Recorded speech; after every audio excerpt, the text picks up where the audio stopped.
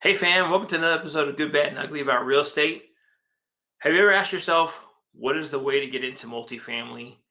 Do you ever want to know who would you need to contact in order to syndicate your deals? Do you think that if you are a lawyer that you only have to stay a lawyer the rest of your life? Well, my next guest is going to tell you how she helps people get it, or used to help people syndicate their multifamily deals, and how she has now migrated into being an investor herself. So help me welcome to the stage a new friend of mine, Bethany.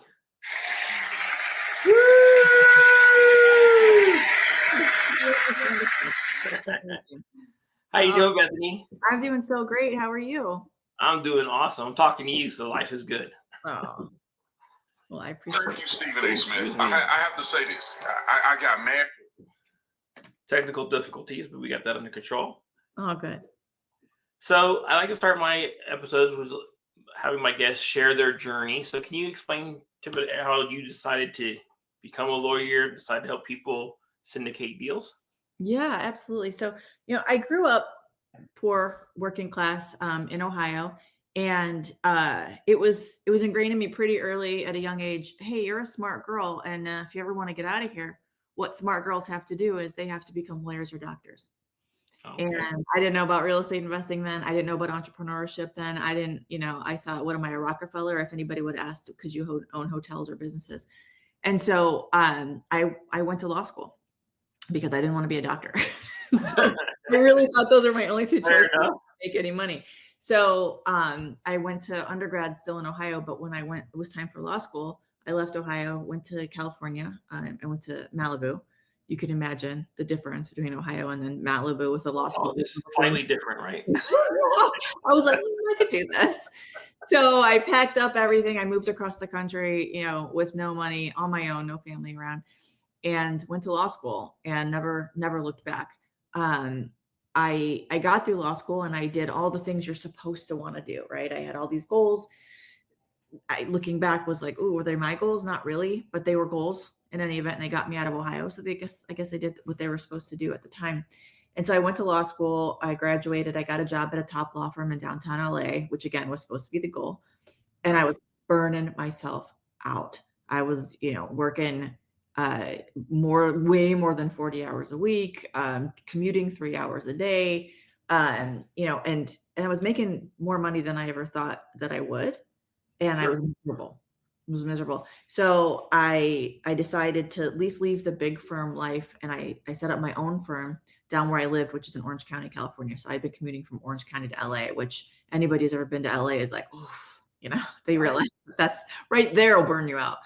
So I set up my own practice, and I had been doing litigation, complex litigation, and I didn't love that. Everybody, when I talked to clients, or it was always a fight, it was always this contentious thing. And Right. I really wanted to help people in a more positive way. And so I started doing real estate, or not real estate. I started doing business transactions, right? I started doing mergers and acquisitions. I did securities law, which just means that I help people stay compliant when they're raising capital from passive investors.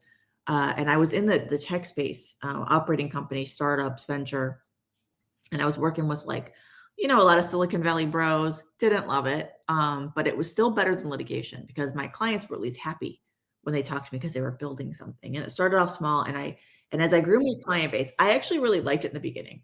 I had small mom and pop businesses. I was helping people, and then as I got, more important and bigger, I had much larger clients, and so that's when, the public companies came into play, or Silicon Valley bros, and I didn't love that because they treated me like I was the help, and I really wanted to help build something. I really wanted to bring ideas to the table. Right. So I left that for a little while, and I know, spoiler alert, you're gonna ask me about the ugly, and I'll tell you about that. So I'll skip over that part right now because that's the ugly part. Left for a little while to fail at something. And then as I was picking up the pieces, I met my former law partner, Mauricio, and he was doing real estate syndication. So still securities law, but frankly, a little bit simpler than what I had been doing before. Right. And so it felt like a break. I was like, all right, I'm licking my wounds. I'm going to figure out what's my next move. He needs help. I need to make some money. This is what I know. So I started practicing again and doing real estate syndication work. So helping real estate investors raise capital from passive investors legally. And as I was doing that, I was very adamant. I am done practicing law. I'm over it. I'm not doing this anymore. And then I started meeting the clients. And I'll tell you, I love, love, love this community. I love the Main Street clients, the Right. people, the builders, the workers that are trying to create a legacy for their family or create generational wealth, or they're trying to use real estate and leverage that for something greater than their W-2, for example. And I love that. So I was like, wait a minute, I didn't hate the law. I hated what I was doing before. I hated kind of the people I was working with. Right. Hate's probably a strong word, but this I love.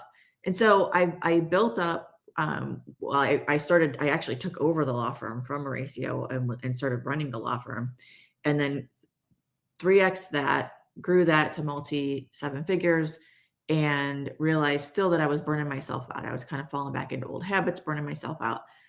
And so I started building up my team as I was developing this concept of O.P.E. So we've all heard of OPM, other people's money.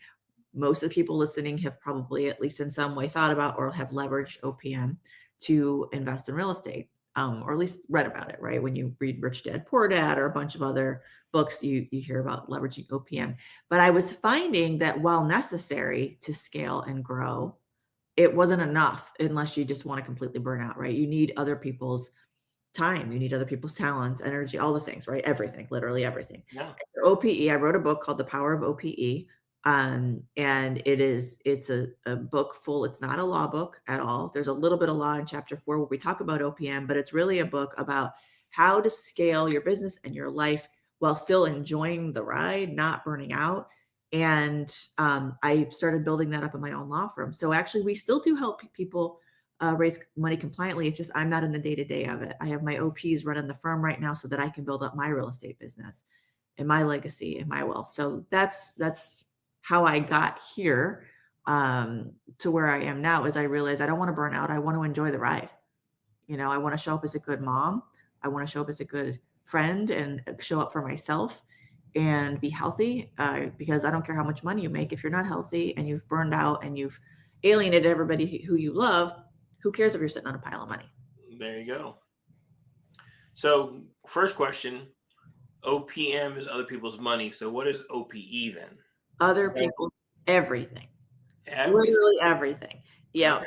That is the key to exponential growth. If you want to grow exponentially, you cannot be doing everything yourself.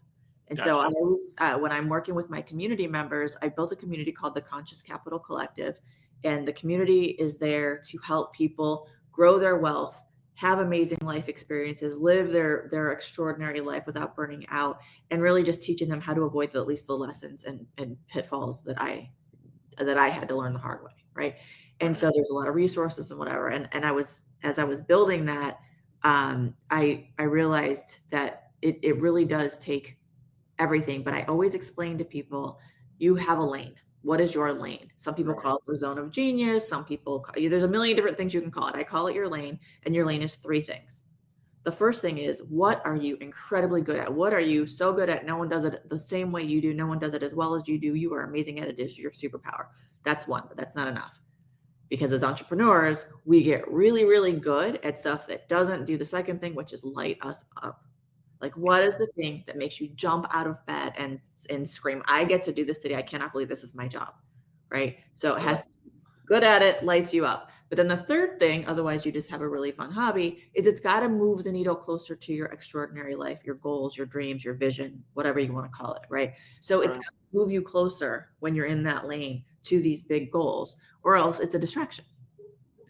So Agreed. you figure out your lane, then you'll figure out there are certain things that you need to be doing that are uniquely qualified for, that you're uniquely suited to be doing. That's your lane. There's a whole bunch of other stuff that needs to get done. That's the other lanes. That's where your OPs come in. And it's everything. It could be time, talents, money, anything. Gotcha. So, just do me a favor. I know you're right there. Just pop up the book so people can see to make sure they get the right one when they go to Amazon or whatever. Yes, this There's is the book, guys. So you can't say, "Oh, I got the wrong one." that's right. That's the one. Bethany LaFlam, The Power of O.P.E.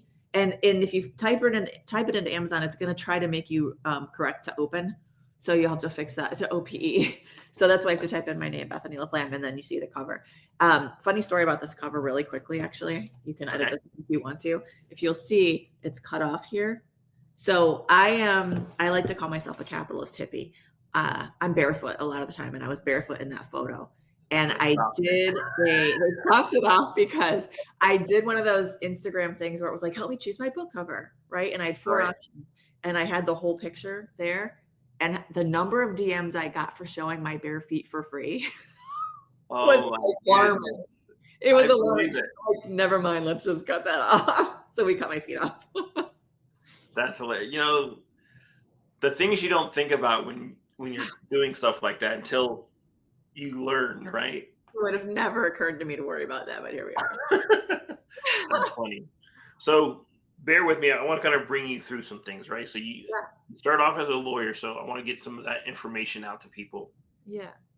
When people are or investors, I shouldn't say people, right? Because they're business people, they're entrepreneurs. Mm-hmm. When they're looking to raise money for an acquisition of a large asset, whether it be a business or a apartment complex, what are some of the things that they need to make sure to stay compliant? Well, the first step really is diligence on your partners, not the property, your partners. Anybody you're going to be doing this business with, you need to know who they are. I see this a lot with people learning the business, right? You've taken a course or you've gone through a program, which is wonderful. That's great. But sometimes you maybe just jump into this deal with some other people that were in the program with you. Nobody really knows what they're doing yet. And why would they, right? So you've got to do some diligence on your partners, because I can tell you all the horror stories about the SEC or the law or whatever. The worst things that I've seen happen came from bad partnerships, actually. I can believe that. And so that is the first best step.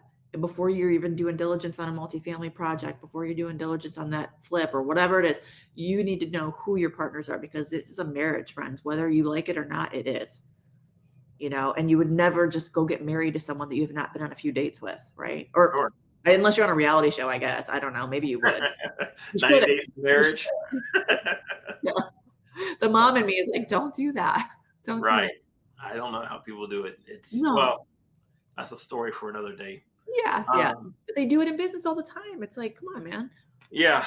Well, I mean, I don't know. I guess they consider the risk, right? Oh, sure. I'll figure it out when it happens.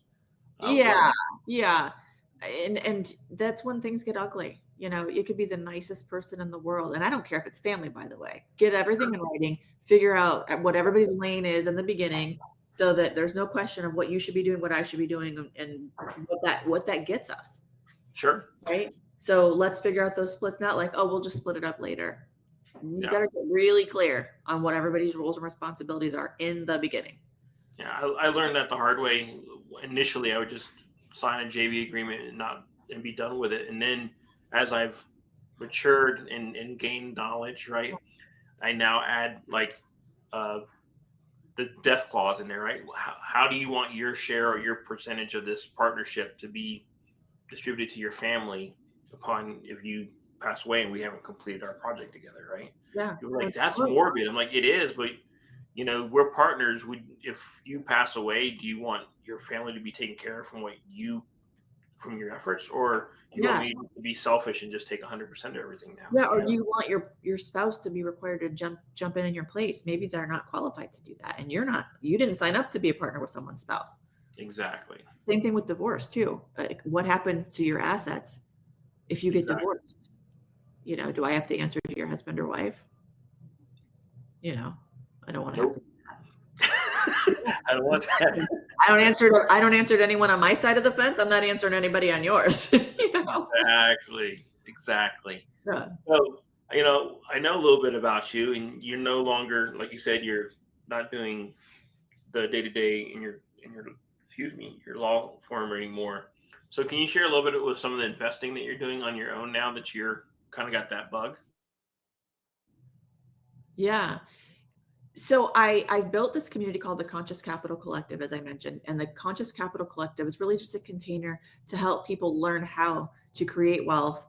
And then there's levels within there to educate yourself to learn how to invest in real estate. We're adding a component on how to buy businesses, how to vet partners. There's a lot of tools in there that a lot of people just don't understand that they have access to create wealth, right? Because I didn't know. Like I said, I thought I had to be a lawyer. Right. And that's probably not the path of least resistance to create wealth. So I can tell you it's not actually, or a Right. doctor. And so I think creating wealth and creating a life of luxury and a joyous, extraordinary life should be accessible to everyone. And so that is the idea behind the Conscious Capital Collective. So I built that community, and I built it alongside, not the same part, not the same thing, but alongside the Rev Luxury Fund, which is the $50 million luxury resort fund that I'm creating with Black Sail Capital, the folks you had on, Nico and Strat and Will, and Kaylee Acevez is my partner as well. And we're building that to create this really cool experience where investors, I love boutique hotels, I love resort property, I love hospitality. And the reason that I love it is you've got real estate, you've got operating businesses. There's so many levers you can pull. It's a lot of work. It is a whole separate business to run a hotel. But I love it because there's more cash flow available. I love it because we're in just the beginning of this huge upswing of a multi-trillion-dollar wellness travel industry right now. And so we're going to ride that wave up. But the whole idea is, let's say you invest in Rev Luxury Fund, you get to go use those amazing properties and it pays you, right? Because it's providing return. So every time you refer someone to go stay at these properties, every time you go stay at these properties and spend even $1 there, it increases the ROI, right? It's increasing the revenue at your own investment. And I just think that's the coolest thing ever, because I think we all should have a little luxury in our lives, whatever that means to us, right? Right. And so that is where I spend most of my energy now, is in providing resources and tools for the community, architecting that community, and creating the Rev Luxury Fund to provide a physical asset. As you start to grow in your wealth, there's opportunities. And I really think that there are only 3 components to creating wealth at all, just 3: education, access to opportunities, and mindset. Right. And if you have the right mindset, you're going to find education and opportunities everywhere you go. And Conscious Capital Collective provides all 3 to anybody. So what she's not telling you, for those of you who may have not watched the previous episode with Nico and Will, is these boutique hotels are international. Right now, they're investing one in Costa Rica, or at least trying to work on that. But they're mostly in Latin American countries that they're focusing on right now. So if you're somebody who's wanting to invest outside the United States, they already have the relationships built in multiple countries. And the only way to get involved in it is get into Rev Luxury Fund and take advantage of that. So, Yeah. um, Yeah, it's open to accredited investors. If you're not yet accredited, that's okay. Conscious Capital Collective is there to help you learn how to become accredited. And we will be buying resorts all over the world. So right now we're focusing on Central America, but we will be buying stuff all over the world. We're looking in New Orleans, we're looking Maui, in maybe Southern California, since I'm here, in the mountains, kind of in the middle. So we're looking all over the world right now. can you, because I don't know the audience, right? So, in case somebody doesn't know, can you describe or define what an accredited investor is? Absolutely. So an accredited investor is anybody whose income is $200,000 or more for the past 2 years, and reasonably expected in the current year, or 300,000 if they want to count their spouse, or they have $1 million of net worth. So taking out all their liabilities from their assets, excluding their primary residence.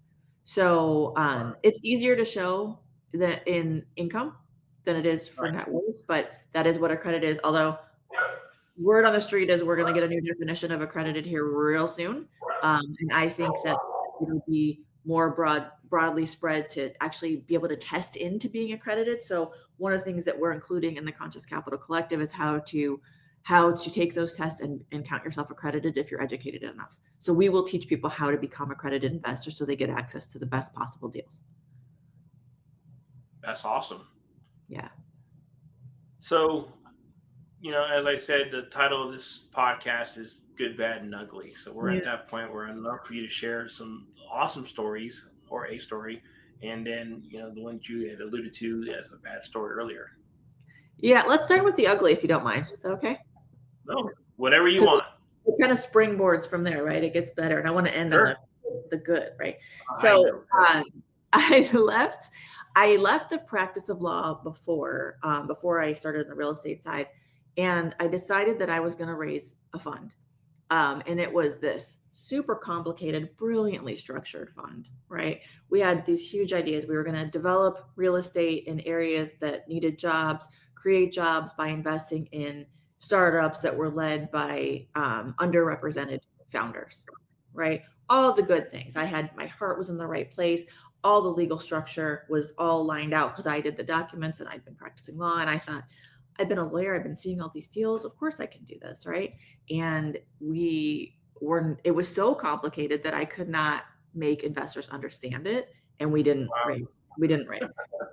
Luckily, I mean, I'm glad we didn't raise 50 million because I didn't vet my partners very well. And so that was I did not vet my partners very well at all. So I'm really actually grateful I didn't raise the money because that could have been a disaster. I would Sure. have lost $50 million, right? We had some of our partners did put up money. So of course they were not very happy that they put up money and lost it, but nobody was more upset, I think, than I was. I mean, I beat myself up about that for years. There's a section in the book about it actually. And I carried that baggage around for a while. Like I was like, who the hell am I to succeed now when I already failed so epically and those people lost their money? And, I felt like I can't succeed. What if they see me succeed now after I already failed? Right. And I kept myself stuck for so long. I mean, I was in debt. My credit was shot. Like all my savings was gone. It was terrible. And I didn't know how to rebuild because I didn't think I should be allowed to rebuild. Sure. That's And right. it was really, I kept myself stuck for a while. And then finally I did a lot of coaching and work on myself, right? And sort of figuring out like, I'm sorry, but who does it help for me to stay stuck? It's not helping anybody. It's not helping them. They're still mad. Their money's still gone. Right. It doesn't help them for me to stay stuck and stay small. It doesn't help my daughter for sure, And so I did a lot of work on myself and this sort of deservedness of success, Sure. And once I figured out, like I serve the world a lot better from a place of abundance and having resources. So I decided that it was my purpose in this world required resources, and that's money. Right. And so while I was figuring this all out is when I met my former law partner and started doing the real estate stuff. And then I sort of rebuilt from there. But I mean, I was at negative when I started there rebuilding since starting in 2018, rebuilding. And it was a pretty quick escalation though. Once I actually started asking for help for people outside my lane, I got out of other people's lanes and stayed in my lane. And then it was pretty exponential. I mean, at this point now, what was that, 7 years ago? I was able to help him 3x the firm. And Right. I was able to start investing in real estate myself. And then I was able to figure out what's my vision, what's my plan for my extraordinary life, and what does that look like. And once I really defined that, so now we're getting to the good, right? Once I really defined that, I was able to pick and choose from all these opportunities to figure out what's the thing that's going to do all the things. I'm good at it. It lights me up. It gets me closer to my goals. There have been plenty of opportunities that have come to me that don't get me closer to my goals. And unfortunately, I have to say no to those. Right. But had I not really known where my extraordinary life was, what my vision for my extraordinary life is and my goals, I would have been wasting my time doing all these okay things, but not amazing things. Right. And so now I'm very clear. I in the book, am I allowed to swear on here? You can Absolutely.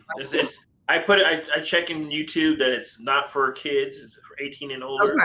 So if somebody under that hears it, you know what? I did my part. Yeah, very sorry. But in the book, I have in there what's called my abso-fucking-lutely analyzer. Okay. And if an opportunity, if a partnership, if any task that I'm doing does not abso-fucking-lutely get me closer to my extraordinary life, to my goals, to my visions, then it's got to be a no. And I have an analyzer. actually, and it's in the community as well. My team made me call it something else in the community. They didn't want me to say fuck in the community. Come So I think on, it's I love it. It's an just opportunity raw. It's truth. Like, come on, let's just do it. I know. So they're like, you're not going to be able to get any views on Instagram if you keep saying fuck. And I'm like, all right, well, here we are. I say it. So anybody, if my people are going to be like, yeah, she says it. It's fine. Yeah, that's funny. You know, people that are watching this, they may not have a strong mindset, right? And you just mentioned how you got into a situation where not only yourself but the partners you had lost some money. How and you kind of so how you worked on yourself, but if you had to give a nugget to somebody and saying, okay, here you are, you tried this real estate thing, you didn't follow the best practices, you fell on your face. If you really want to do this, here's something that would help you kind of pick yourself up and then get back to like as you have, you know, you hit a wall, you went over it, now you're exponentially getting better. What would be that nugget for those people? I would say allow yourself to thrive again. And the best way to do that is to be brave enough and trust yourself enough to ask for help. Yeah. Your value is not in doing everything yourself. Your value is not in hustling and grinding until you drop dead, despite what a bunch of influencers are telling you. It does not have to suck every second of every day, right? I get so irritated when I see that, like, the thing that no one likes to tell you about business is it's going to suck really bad for a really long time, and it's going to suck worse than you thought, and it's going to suck longer than you thought. And it's like, dude, why would anybody go on? It doesn't have to suck. No. It's going to suck sometimes. It will suck sometimes, but your job is to get it out of that suck as fast as possible and do the things that light you up. You get to be happy. I used to think, who do I think I am, to just do only what I want to do. Right. I get to decide and you get to decide. So ask for help. Be brave enough to decide that you get to stay in your lane and don't deprive other people of doing the things that are in their lanes too. Yeah. It's funny you say that because in my journey, I had made some really bad mistakes, right? And I kind of beat myself up just like you did. Mhm. And most recently, I read this book called "Who Not How," Game changer. and I realized that that was the biggest mistake that I had made. Is I was trying to do things, trying to figure out how to do things, instead of finding the person who knew how to do it better Yep. than I did, or who was excelling at it that I wasn't doing, and leveraging either that relationship or that knowledge. And Mhm. ever since I started basically, as you were saying, staying in my lane, what I'm good at, and letting somebody else do what they're good at, did I not start seeing that, as you mentioned, that change in success that I was looking for? Yeah. So, That was one of the more influential books that I've ever read, Who Not How. It's actually cited in my books. If you want to dive a little bit deeper into that concept, then I think you actually will really enjoy The Power of O.P.E, because it takes it a little further than the Who Not How concept. And but that is a game changer. It yeah. really is about the other people in your life. Um, I want to kind of go back to the Rev fund. People, the idea of being able to travel somewhere to a awesome destination and be able to enjoy the resort like that. How somebody who may not understand what a boutique hotel is, or even understand how to operate a business, how can they get involved? Yeah, well, I mean, obviously, one of the ways is as a passive investor if they're accredited. But a boutique hotel is really usually a little bit smaller of a hotel, not necessarily tiny. Ours is pretty small, but it's a hotel that's not under a major branded flag, like a franchise flag, like Marriott or Hilton, right? It's boutique in that it's ours, and we don't have to answer to Marriott or Hilton or whatever. We run it however we want to run it, and we will have the Rev collection of hotels, but that's our own flag, right? Sure. Say we're Absolutely. not franchising, but that means that it's not going to have, you go into a Marriott and you can tell you're in a Marriott, for example. Right. Right, if it's a Fairfield or if it's a whatever level of Marriott it is, right? There's a JW and all the things, Right. and there's specific rules. We can do kind of whatever the hell we want, and our thing is we're all subscribed to the unreasonable hospitality model. And the idea is to create epic experiences for all of our guests, and we get to decide what that means for us. One of the criteria for us, one of our buy box criteria, is that the hotel and it doesn't have to be an actual hotel, but we'll run it like a boutique hotel, could be a mansion or a castle, is that we can host retreats at the hotel. So wellness retreats, wealth building summits, that kind of thing, but intimate in-person gatherings. Because to me, I think that is where we are headed in business and in wellness. There's just this like merging right now of a total well-being as you create wealth and as you build your business. And we want places that foster that and support that. So boutique just really means it's not another brand, Gotcha. And how else you can get involved. I mean, the community is a really good place. If you're not accredited yet, the community is a good place to be learning about how would I even get started. We have resources for that. We have Q&A in there for that. So Conscious Capital Collective is a really good way to just start to learn and meet other people that want to learn. Awesome. Well, you shared what you have. If people wanted to get involved and join that community, how would they do that? Honestly, the easiest thing is to go on Instagram, because all my stuff is in the link tree on Instagram. You can see where the community is. You can see Rev. You can see all the things. So it's Bethany_LaFlam at Bethany_LaFlam on Instagram. If you don't know how to spell it, it's right there on the screen, guys. Yeah, I know people always that it's that spelling with an underscore in between the Y and the L. That's funny. And is that the same place they would go if they wanted to follow you on your journey as you continue to grow and develop? Yeah. Is Instagram, or are you on YouTube, or? I'm also on YouTube, just my name, Bethany LaFlam. And then I've been actually on TikTok a lot more lately, even though I'm 15. It turns out there's actually a really wide audience there of people who want to learn in the community. So I go live on TikTok several times a week. So if anybody, and actually one of the fun things, this is fun. So yes, follow me on TikTok, because one of the things that we've been doing lately is we've been doing deal reviews on TikTok live. So I'll go on there and I'll talk about a property that someone has sent us, a boutique hotel, a resort, whatever, talk about whether it fits all of our buy box criteria. And so we daydream together. It's called Reverie. Reverie is the French word for daydreaming. And it is actually part of our process before we buy something. And so I'm just walking people through the very first part, which I think is so fun, which is basically daydreaming. Like, this amazing hotel, should we buy it? I mean, we did one that was on a little island off of Tuscany in Italy, and like this whole compound. It was amazing and beautiful. So if anybody wants to daydream with me, I do that on TikTok live a couple times a week. That sounds like so much fun. It is a lot of fun. And just out of curiosity, from that daydreaming, has any of those become like fruition, where the fund actually decided to go and try to take that down, or no? I just started doing it last week, so not yet. But one of the ones that we went through does check all the boxes, so we'll put it through underwriting to make sure, because it's got to meet the main.